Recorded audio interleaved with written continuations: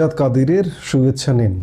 এই মুহূর্তে আপনাদের সামনে কথা বলতে এসে ভারতের দায়িত্বশীল কর্তা ব্যক্তিরা এখনো কেন মনে করছেন যে বাংলাদেশের নির্বাচন হবে না। ভারতের বিভিন্ন পর্যায়ের দায়িত্বশীল ব্যক্তিবর্গ এখনো মনে করেন যে বাংলাদেশে যে একপাক্ষিক একতরফা নির্বাচনটি হবে না, বা এই যে প্রচার প্রপাগান্ডা চালানো হচ্ছে জামাতে ইসলামের পক্ষে যে জামাতে ইসলামী জিতবে, ভারতের বেশিরভাগ দায়িত্বশীল মানুষ কিন্তু সেটি মনে করছেন না। কেন মনে করছেন না? এর মধ্যে খুব গুরুত্বপূর্ণ, বাংলাদেশের জন্য বিশেষ করে ভারতের জন্য গুরুত্বপূর্ণ, সাথে বাংলাদেশের জন্য অত্যন্ত গুরুত্বপূর্ণ একজন ব্যক্তি হর্ষবর্ধন শ্রীংলার একটি বক্তব্য আমরা পেলাম, যিনি মনে করছেন যে বাংলাদেশের জামাতে ইসলামের যে বিজয়, পশ্চিমারা জামাতে ইসলামের সঙ্গে আছে, নিউ ইয়র্ক পোস্টের মতো গণমাধ্যমে জামাতের পক্ষে একটা বলা যায় প্রচারই চালানো হচ্ছে, কিন্তু হর্ষবর্ধন শ্রীংলা তার বক্তব্যে বললেন যে না, জামাতে ইসলামী বাংলাদেশে জিততে পারবে না। এমনকি বাংলাদেশের নির্বাচন নিয়ে এখনো পর্যন্ত তিনি সংশয় প্রকাশ করছেন। আগামী নির্বাচনে জামাতে ইসলামী কখনোই জিততে পারবে না বলে মন্তব্য করেছেন বাংলাদেশের ভারতের সাবেক হাই কমিশনার ও বর্তমানে ভারতের রাজ্যসভার সদস্য হর্ষবর্ধন শ্রীংলা। হর্ষবর্ধন শ্রীংলা বাংলাদেশের জন্য নিঃসন্দেহে একজন গুরুত্বপূর্ণ ব্যক্তিত্ব। তিনি বাংলাদেশে হাই কমিশনার ছিলেন। শুধু তাই নয়, ভারত বাংলাদেশ সম্পর্কের যে একটা চরম উষ্ণ পর্যায়ে গিয়েছিল, এই উষ্ণ পর্যায়ে যাবার বলা যায় অনুঘটকের ভূমিকা পালন করেছিলেন এই হর্ষবর্ধন শ্রীংলা, এবং তার বাংলাদেশ সম্পর্কে খুব গভীর ধারণা আছে এবং সেই ধারণা থেকেই তিনি এসব মন্তব্য করছেন। গতকাল শুক্রবার পশ্চিমবঙ্গের দার্জিলিংয়ে সাংবাদিকদের সঙ্গে এসব কথা বলেন শ্রীংলা। তিনি বলেন, জামাত ফ্রি অ্যান্ড ফেয়ার ইলেকশনে কখনো জিততে পারেনি, ভবিষ্যতেও পারবে না। অতীতে তারা কখনোই 5 থেকে 7% বেশি ভোট পায়নি, তাদের সেরকম জনসমর্থন নেই। এটি আসলে বাস্তবতা। ফুলে ফাঁপিয়ে যতই দেখানো হোক না কেন, কিন্তু আসলে বাস্তবতা এখানেই।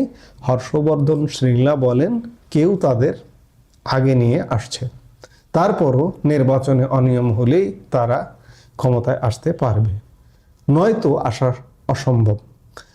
সুস্পষ্টভাবে আমি শুরুতে যে কথাগুলো বললাম যে তাদেরকে ফুলে ফেপে দেখানো হচ্ছে, ওই যে আমি বললাম ওয়াশিংটন পোস্টের মতো রিপোর্টেও তাদেরকে পশ্চিমারা তাদের চায়, এমন একটা হাইপ তোলা হচ্ছে বাংলাদেশে।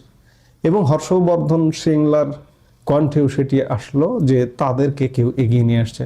মার্কিন যুক্তরাষ্ট্রকে ইঙ্গিত করছেন কিংবা ইউরোপীয় ইউনিয়নকে ইঙ্গিত করছেন, অর্থাৎ বিশেষভাবে ট্যাম্পার না করলে স্বাভাবিক অবস্থায় যদি বাংলাদেশ ভোট হয় তাহলে অসম্ভব জামাতের নির্বাচিত হওয়া, কিন্তু সেই স্বাভাবিক অবস্থায় ভোটটা হবে কিনা এ ব্যাপারেও যথেষ্ট সন্দেহ আছে। এই ইলেকশন ইঞ্জিনিয়ারিং করবার পরিকল্পনা আছে বিধায় আমি বেশ অনেকদিন আগে থেকে 15 দিন আগে থেকে বলছি যে এবার নির্বাচনের ফলাফল দিতে কয়েকদিন লেগে যেতে পারে। বিশেষ করে আমার কাছে, আমার মাথায় এই জিনিসটাই আসে যে একটা ছাত্র সংসদ নির্বাচনের ফলাফল দিতে 2-3 দিন লেগে যায়। 30,000 ভোট, কিংবা জাহাঙ্গীরনগর ইউনিভার্সিটির মাত্র 12,000-13,000 ভোট, সেখানে ফলাফল দিতে 2-3 দিন লেগে গেছে। সেখানে একটা সংসদীয় আসনে কমপক্ষে 3 থেকে 5-7 লাখ পর্যন্ত ভোটার থাকে, তাহলে কি হতে পারে? আসলে সময় লাগে না, কারণ আমরা অতীতে যেমন দেখেছি যে রাত 12টার মধ্যে ম্যাক্সিমাম ফলাফল পেয়ে যাওয়া যায়। কিন্তু আপনি যদি ফলাফল না দেন, আটকে রাখেন, যদি ইঞ্জিনিয়ারিং করবার পরিকল্পনা থাকে, তাহলে তো আপনি বলবেন যে গণনা করা সম্ভব হয়নি, পোস্টাল ভোট আছে, এই ভোট আছে, সেই ভোট আছে, বিভিন্ন কিছু আছে, যার কারণে আপনি টাইম ডিলে করবেন এবং সেখানে ইঞ্জিনিয়ারিং করবার একটা চেষ্টা করবেন, এটি স্বাভাবিক। ভারতের সাবেক কূটনীতিক হর্ষবর্ধন শ্রীংলা বলেন, ভারতের পক্ষ থেকে দেওয়া বিবৃতি আপনারা দেখেছেন, আমরা বাংলাদেশে একটি অবাধ, সুষ্ঠু ও অন্তর্ভুক্তিমূলক নির্বাচন চাই, যেখানে সব দল অংশগ্রহণ করতে পারবে। তবে তেমন পরিস্থিতি আমি দেখিনি। নির্বাচন হবে কি না সেটিও জানি না। আমি শুরুতেই শিরোনামেই বলেছি, ভারতের কর্তা ব্যক্তিরা, দায়িত্বশীলরা এখনো মনে করছেন যে নির্বাচন হবে কিনা, এবং ভারত বরাবরই অন্তর্ভুক্তিমূলক নির্বাচনের কথা বলেছে, কিন্তু আজ পর্যন্ত অন্তর্ভুক্তিমূলক নির্বাচনের অবস্থা বিদ্যমান নয়, আমরা দেখছি না। একপাক্ষিকভাবে আওয়ামী লীগের মতো একটি বৃহৎ রাজনৈতিক দলকে বাদ রেখে নির্বাচনটা হচ্ছে, যার কারণে তারা বলছেন যে নির্বাচনটা হবে কিনা জানি না। তিনি আরো বলেছেন যে সেখানে নিরাপত্তার উদ্বেগ রয়েছে, আর নির্বাচন হলেও কি পরিস্থিতিতে হবে সেটিও দেখতে হবে। অনেক অনিশ্চয়তা রয়েছে, প্রশ্ন রয়েছে। এত অনিশ্চয়তা কেন, এত প্রশ্ন কেন? আজকে যে বাংলাদেশে অচল অবস্থা, এই অচল অবস্থা বা একতরফা একপাক্ষিক নির্বাচন হচ্ছে, এখানে মার্কিন যুক্তরাষ্ট্রেরও খানিকটা প্রভাব আছে। এই যে নির্বাচনের আর 18-19 দিন আছে, এর মধ্যে যদি ভারত এবং মার্কিন যুক্তরাষ্ট্রের সম্পর্ক, এই যে একটা টানাপোড়েন আছে, সম্পর্কটার যদি হঠাৎ করে উত্তরণ ঘটে, আমরা উত্তরণ ঘটবারও নানা রকম আলামত ইতিমধ্যে খুঁজে পেতে শুরু করছি আবার নতুন করে।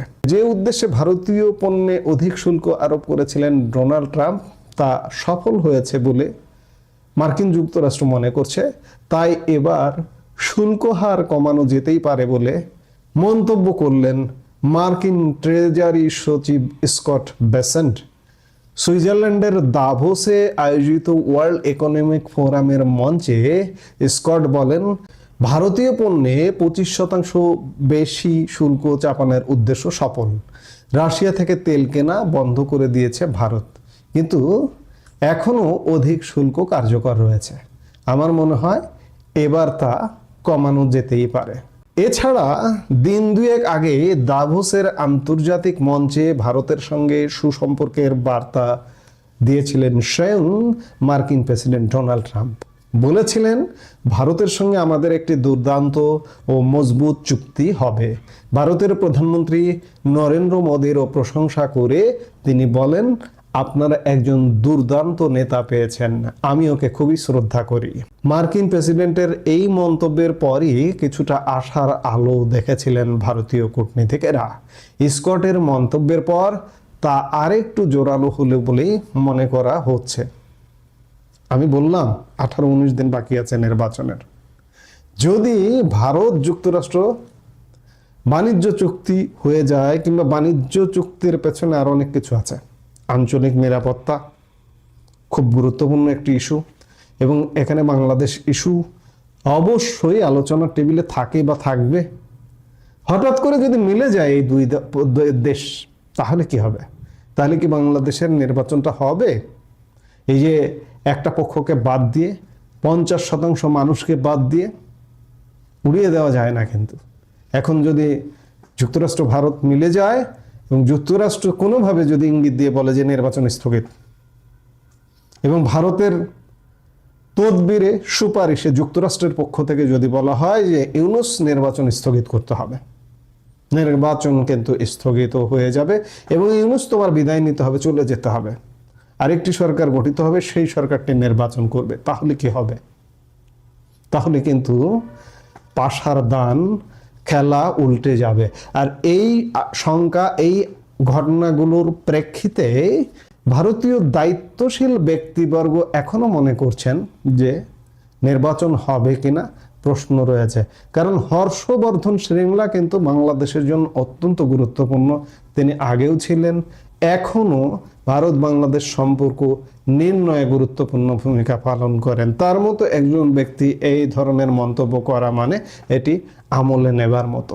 আমরা নিশ্চয়ই আমলে নিচ্ছি এবং দেখতে থাকি যে কি ঘটতে যাচ্ছে। এই মুহূর্তে এ পর্যন্ত সবাই